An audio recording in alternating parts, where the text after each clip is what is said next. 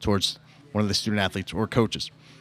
If you are joining on Zoom, please use the raise hand function for questions. We will address questions in the room first and then take questions from Zoom if time permits. Joining us now is the Louisville Cardinals head coach Dan McDonald and student athletes Patrick Forbes and Jake Monroe. We'll start with an opening statement from Coach and then open it up to questions for the student athletes. Obviously, congratulations to Oregon State. Man, they played well outside. I know that was kind of a freaky error there late, but, man, they pitched well. I mean, holy cow. You know, they made our offense, you know, they were ahead of our offense tonight. I mean, my gosh. I didn't want to – I knew I had to look at this box score, but, yeah, 14 strikeouts against a really good offense. And so I thought they pitched really well. They took advantage of you know, an unfortunate situation for us, just a little hiccup here or there, and then you get walked off in the ninth. But man, look, must have been a great game for everybody to watch and enjoy, and there's a lot of good baseball, you know. So we came up on the short end. We'll open it up to questions for the student athletes.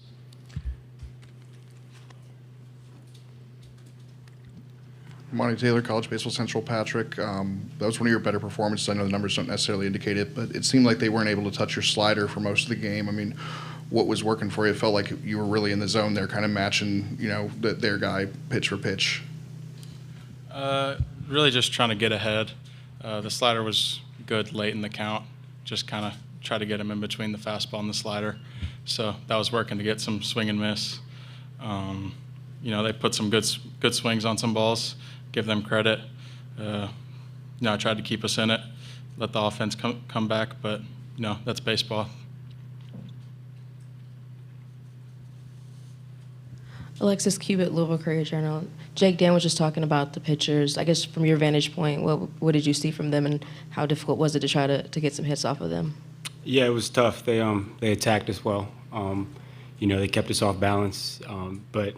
As good as they pitched, it's kind of on us. We could have done a lot better as a group. So, hats off to them. But as hitters, we know that game won't happen again. It's a rare occurrence that our pitchers keep us in for that long, and we don't help them out a little bit more.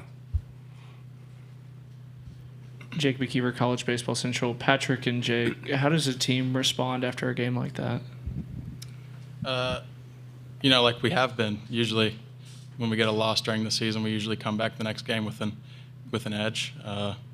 So I think we're definitely hungry after this win, and that's why they give you 2 losses. It's not like basketball where you win, where you lose once and then you're out. So that's what makes this game great. So I'm looking forward to see how we respond. Yeah, it's so what now what saying that we use a lot. I think it's win or go home now. So I think you're gonna see some of the best baseball out of us. Noah Bieniek, 11.7's questions for Jake. Elite starting pitching was on display tonight. Both teams hitless through the first 3 innings. But in the 4th inning, when the shadows kind of completely covered the mound, the cap on the offense lifted. Did the shadows play any role in the ability of picking up the off-speed pitches today? Yeah, a little bit. I think also that first go-around, for them seeing Patrick and for us seeing this guy, 2 really good pitchers. So the shadow played a little bit. That second AB definitely felt a lot clearer, but still we got to get the job done.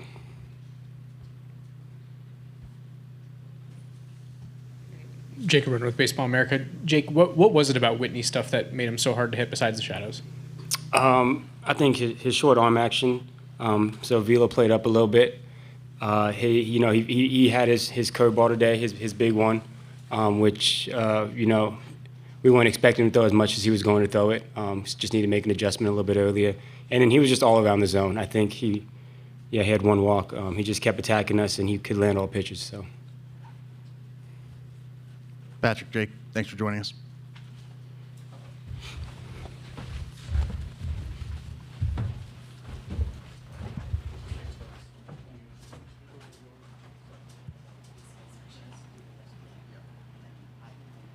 Now we'll open it up to questions for Coach.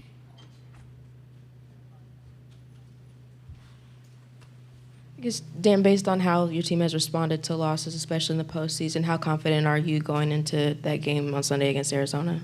I mean, there's no reason for us to not be confident. You know, we've it hasn't been the smoothest year. You know, success is not always a straight line, so we've had our bumps in the road, and we've zigged and we've zagged, and but like Patrick said, you know, we've been knocked on the mat a lot this year, but we have always gotten up. You know, and when you come from Louisville, Kentucky, and you have a Muhammad Ali uniform, you talk a lot of boxing. And you're going to get knocked down, especially with these teams. So I'm as confident as a coach should be, and just looking forward to getting out there playing Sunday. Mark Garland, College Baseball Central. Coach, when you find yourself in a pitching duel like that where both guys are just really finding all their stuff early, does it change any way that you guys decide to go about the game plan? Does it change anything at all for you guys? you know, as a coach, man, you're just a little helpless. I mean, I had heard how good Whitney was. I just had never seen him. But it was one of those, hey, coach, this guy was, you know, first rounder out of high school if he wanted to sign. But unfortunately for us, he chose to go to Oregon State, you know. And then I think Patrick Forbes, I mean, his best days are ahead of him. I think the sky's the limit. So I think you're right. Like you know, not to take anything away from how talented the pitchers are, but take that talent with the shadows, it was like unhittable. I mean, it was like strikeout. I mean, and you're just hoping that, you know, give the hitters a better chance when the shadow comes over. But still, I mean, that's just elite stuff. And like Jake said, man, the breaking ball. I mean, we weren't. I mean, we know he had it. We were just probably hoping he wasn't going to land it as well as he did the breaking balls, because, I mean, he really was throwing multiple pitches there. And, you know, we finally got to him right in the sixth. I don't know if he had a 3-ball count. The first hitter of the game was a 3-2 count to Lucas.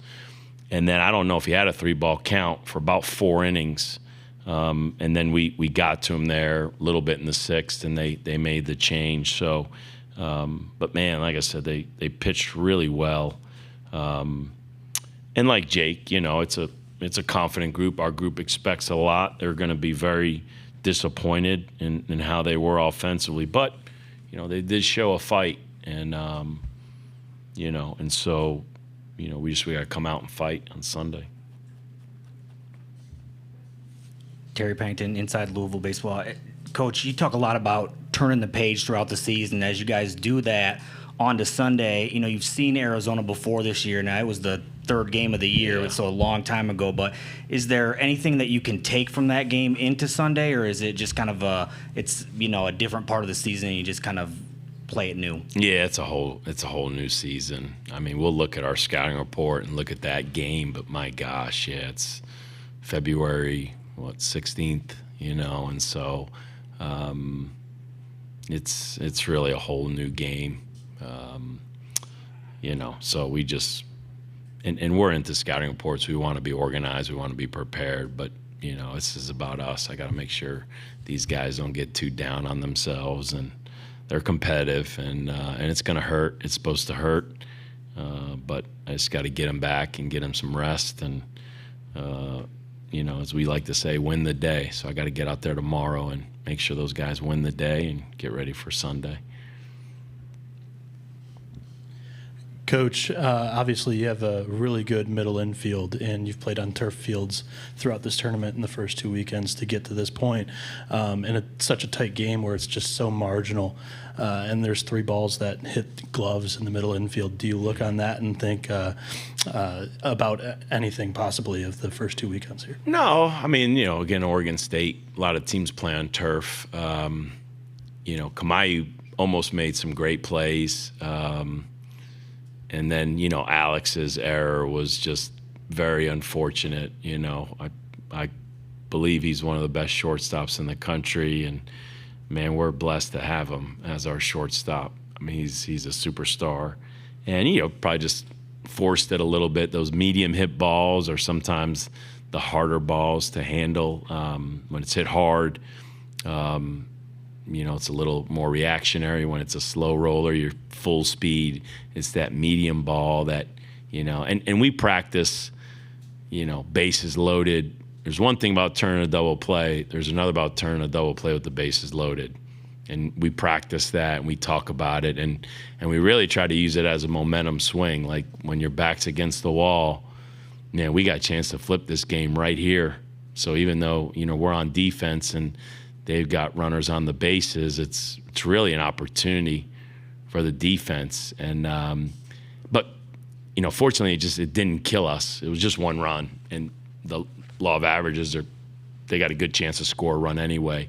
I thought the difference, when they had first and second, nobody out, and one gets away from Patrick, the wild pitch, and that just, you want a team to give you an out to get runners in scoring position, but when they don't have to use an out to get runners in scoring position, it's a ground ball up the middle, run, then we have to bring the infield in because it doesn't look like we're going to score that many runs, and it's a ground ball, and before you know it, you feel like you handed them 2 runs. Now, they earned it, that's situational hitting, but if it's first and second, that ball that's hit to Alex is a double play ground ball. And that's just the fine line. And when you win, you don't really talk about it and people don't realize it. When you lose, you evaluate those things. But it's baseball. And if you're not going to score more runs, then, man, every pitch, every defensive play is just, it's crucial. And they dealt with it too, right, because of the error they made there, or errors, I guess, on that one play in the 9th. They get magnified, because it's such a low-scoring game. But that's what you love about baseball. I mean, there's a lot of ways to win, and unfortunately, there's a lot of ways to lose. That'll conclude our press conference. Coach, thanks for joining us. Thank you. Hammond Communications will post a recording of this press conference